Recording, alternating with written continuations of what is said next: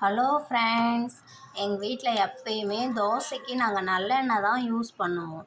நல்லெண்ணெய் சாப்பிட்றது உடம்புக்கு குளிர்ச்சி, சூட்டை தணிக்கும். தோசையும் டேஸ்ட்டாக இருக்குங்க ஃப்ரெண்ட்ஸ். நீங்கள் ஒரு டைம் செஞ்சு பாருங்கள். நல்லெண்ணெய் ஊற்றி தோசை செஞ்சு பாருங்கள். இப்போ எப்படி வரும் பாருங்கள், முருவலாக வரும் பாருங்கள்.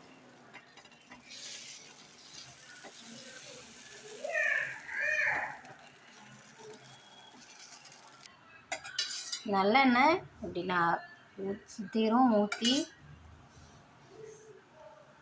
செஞ்சோம்னா நல்ல முருவலாக டேஸ்டான தோசை கிடைக்கும்.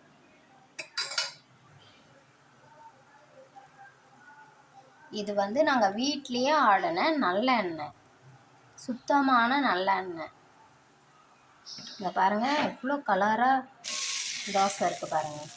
நல்லா பேப்பர் மாதிரி வரும். நல்லெண்ணெய் ஊற்றி மெலிசாக ஊற்றி சாப்பிட்டோம்னா நம்ம வெறும் தோசையாக சாப்பிடவே டேஸ்ட்டாக இருக்கும் ஃப்ரெண்ட்ஸ்.